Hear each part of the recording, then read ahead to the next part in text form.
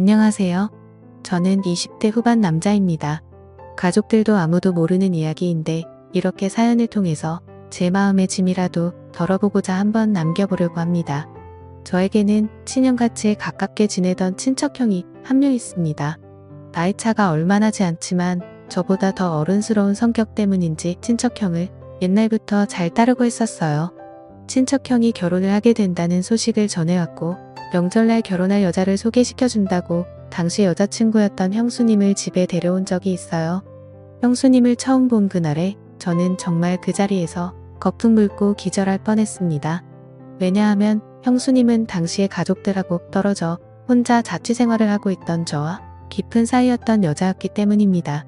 결혼할 애인이 있다는 건 알았지만 그게 다른 사람도 아니고 바로 저의 친척형이라고는 정말 꿈에도 생각해 본 적 없었거든요.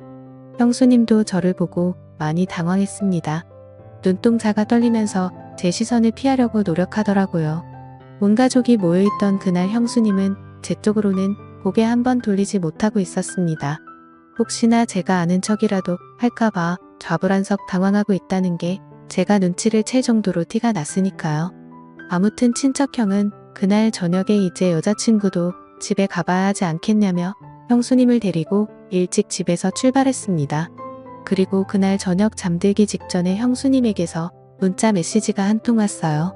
제발 우리 관계를 비밀로 해달라고요. 저도 친척형의 행복을 바라는 사람이고 괜히 가족들 사이에서 시끄럽게 일 만들기 싫다고 그렇게 하겠다고 약속을 했습니다. 형수님하고 제가 만나게 된 건 제가 자취생활을 하면서 대학교 졸업을 준비하던 당시였습니다.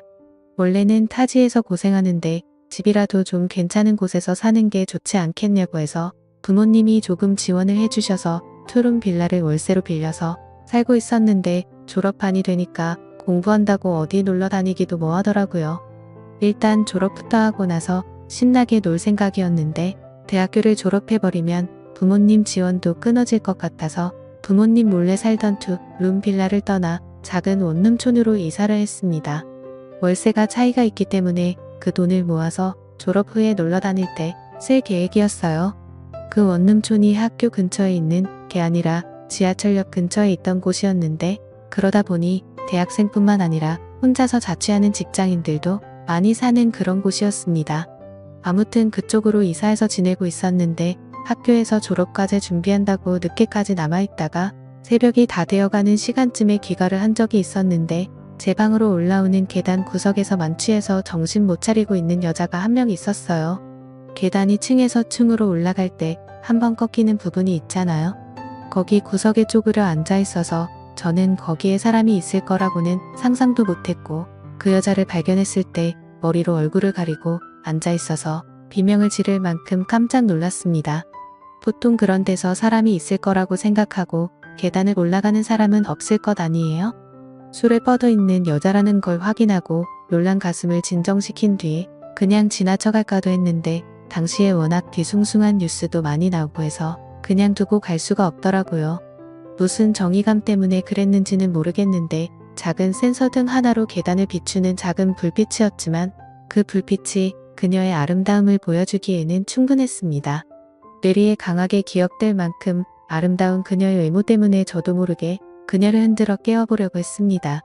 술을 얼마나 마신 건지 아무리 흔들어 깨워도 일어나지 않길래 포기하고 두고 갈까도 했는데 눈을 감고 있는 모습이 잠자는 숲속의 공주가 이런 느낌이지 않을까 하는 생각이 들 정도로 예뻐서 자리를 떠날 수가 없었습니다. 다행히 얼마 안 있어서 그녀가 깨어났어요. 정신이 드냐고 물어봤는데 술 기운이 아직도 한가득인 건지 눈을 반쯤 개슴츠레 뜨고 있는 모습이 정신을 차린 것 같지는 않았습니다. 그러더니 갑자기 화장실에 가고 싶다고 하는 거예요. 그녀에게 몇 호에 사느냐고 물어봤는데 알려주지를 않아서 계단에다가 실수를 하게 만드는 것보다는 낫겠지 싶어서 그녀를 부축해서 제 방으로 들어갔습니다. 한참이 지났는데도 물 내리는 소리도 들리지 않고 화장실 문 너머 안쪽은 쥐죽은 듯이 조용하더라고요. 무슨 일이 있나 걱정이 되어서 조심조심 문을 열어서 안쪽을 살펴봤는데 다행히 별일은 아니었고 화장실을 가고 싶다던 그녀는 그냥 화장실에서 다시 잠에 들어 있었습니다. 원룸인데 화장실이 커봐야 얼마나 크겠어요. 그 좁아터진 화장실에 낑겨 있는 것처럼 옹색하게 잠든 모습을 보니 잠이라도 편하게 재워야겠다는 생각에 다시 그녀를 들쳐 업고 나와서 그녀를 제 침대에 눕혔습니다. 덕분에 침대까지 빼앗겨 버려서 저는 차가운 바닥에서 잠을 청해야 했어요. 다음날 아침이 되고 나서 아주 한바탕 난리가 났습니다. 저도 피곤했어서 세상 모르고 자고 있었는데 그녀가 저를 걷어차더니 너 뭐하는 자식이냐, 여긴 어디고 나를 왜 여기에 데리고 온 거냐 하면서 소리를 고래고래 지르더라고요. 입고 있던 옷도 그대로고 정말 털끝 하나 건드리지 않았다는 건 누구보다 그녀가 더 잘할 텐데 저한테 그렇게 나오는 꼴을 보니 제가 괜히 도와줬다는 생각까지 들 정도였습니다. 난리법석을 피우는 그녀에게 자초지종을 설명하고 제 방에서 잠들게 된 이유까지 설명해 주니 그제서야 그녀가 미안해하면서 고개를 숙인 채 아무 말도 하지 못하고 있었습니다. 그녀는 그 원룸촌 근처 건물에서 사는 사람이었는데 술에 만취해서 건물을 잘못 찾아와가지고 집에는 결국 못 들어가고 계단에서 뻗어버린 거라고 하더라고요. 그녀에게 그래도 만난 게 저라서 다행이지 않겠냐고, 다른 사람이었으면 아주 큰일 날 수도 있었다고 빈정대니 그녀가 또 고개를 숙인 채 아무 말도 못하면서 부끄러워하는데 술에 잔뜩 취해서 일어난 사람치고 그 모습이 너무 예뻐서 저도 그녀를 더는 괴롭히지 말아야겠다는 생각을 했습니다. 그녀를 집에 돌려보내고 나니 한바탕 난리통을 겪은 걸 생각해보니 그녀가 자꾸 생각나더라고요. 이 원룸으로 이사오고 나서 여자가 드나든 건 그녀가 처음이었고 은은하게 남아있는 그녀가 쓰는 향수의 잔향이 남아서 그런가 그날 내내 자꾸 그녀가 떠올랐습니다. 베개에 묻어있는 그녀의 머리카락 몇 가닥 때문에 제 방에 여자가 다녀갔다는 사실이 더욱 더 진짜처럼 느껴졌어요. 그리고 그 다음날도 학교에서 밤늦게까지 있다가 집에 들어왔는데 이번에도 그녀가 계단에서 앉아있더라고요. 이번에는 술에 취한 게 아니고 한 손에는 비타민 음료 한 상자를 들고 있었습니다. 도와줬는데 그냥 모르는 척하는 게 실례인 것 같았다고 그래서 보답이라도 할 겸해서 비타민 음료를 사서 저를 기다리고 있던 거예요. 제가 언제 돌아올 줄 알고 기다리고 있었냐 물으니 오늘 안 들어왔으면 내일이라도 다시 올 생각이었다고 하는데 그녀는 예쁜 얼굴만큼 댐댐이도 괜찮고 마음이 참 착한 사람이구나 하는 생각이 들었습니다.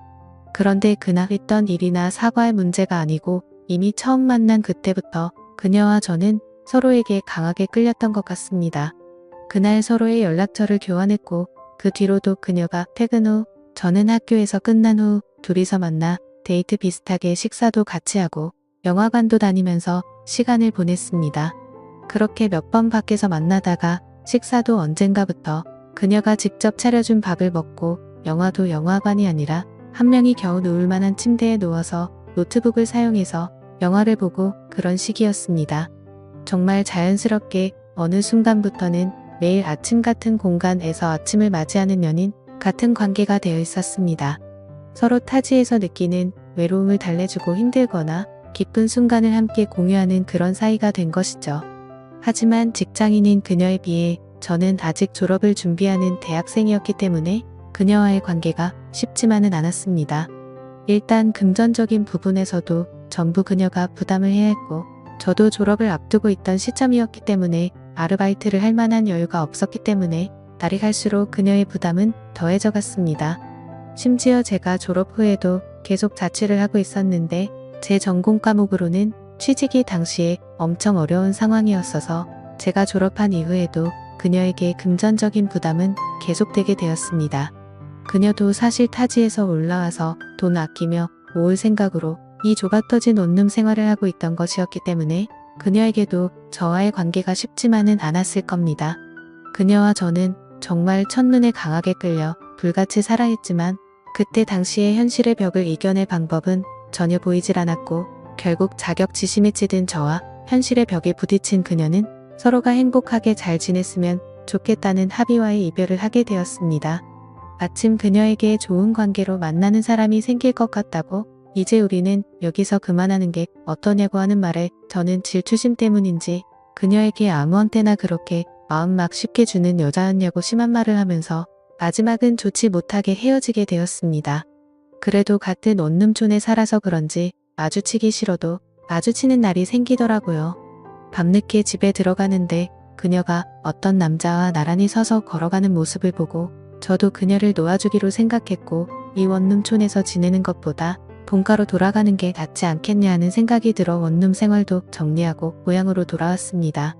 그리고 그때 그녀와 같이 걷고 있던 그 남자가 제 친척형이었다는 사실은 당연히 알 턱이 없었죠. 그녀와 다시 만났을 때 그녀는 제가 친형처럼 따르는 친척형의 아내가 되는 저에게는 형수님이 될 사람이 되어 있었어요. 오랜만에 만난 그녀는 예전보다 훨씬 아름다웠습니다. 제가 좋아했던 긴 머리 집중할 때 개슴츠레 뜨는 눈 여전히 그녀는 그녀였습니다. 친척형과의 결혼식장에서 세상에서 가장 아름다운 그녀를 눈앞에 마주했을 때 그때부터 저는 가족 모임에 일절 참석하지 않게 되었습니다. 형수님이 된 그녀를 마주칠 용기가 나질 않았기 때문입니다. 그렇게 몇 년의 시간이 흐른 뒤 저도 결국 원하던 직장에 취직하게 되었고 다시 원룸 생활을 시작하게 되었습니다. 그리고 그녀를 처음 만난 그때처럼 형수님을 제가 사는 원룸 계단 앞에서 다시 만나게 되었습니다. 그때처럼 술에 취한 채 형수님은 제가 혼자 살던 그 집 앞에서 저를 기다리고 있더군요. 형수님이 저를 찾아온 이유가 궁금했지만 저는 아직도 질투심에 사로잡혀 있었습니다. 가정이 있으신 분이 여기까지는 웬일이냐며 빈정대고 그녀를 무시했죠. 형수님은 제 말이 끝나자마자 눈물을 글썽이면서 자기한테 이러지 말라고 울기 시작하더라고요. 형수님은 저와 그렇게 헤어지고 나서 저를 잊은 적이 없다고. 이제 와서 생각해보니 제 친척형에게 끌린 것도 어딘가 묘하게 저와 닮아있는 모습 때문이었던 것 같다고 말하며 결혼 전부터 결혼 후에도 저를 잊은 적이 없다고 하더라고요. 친척형이 제 대신이 될 거라 믿었지만 제 친척형은 친척형일 뿐 제가 아닌 걸 알았다고요. 저는 형수님에게 나도 형수님도 그대로지만 가장 크게 달라진 게 있지 않느냐. 이러면 안 되는 거 우리 서로 알고 있는데 이러지 말자고 한마디 했어요. 친척형이 알면 안 되지 않냐고 물으니 친척형이 현재 출장 중이라는 소식을 말해왔고 형수님도 저를 용기 내서 찾아온 거라고 말하더라고요.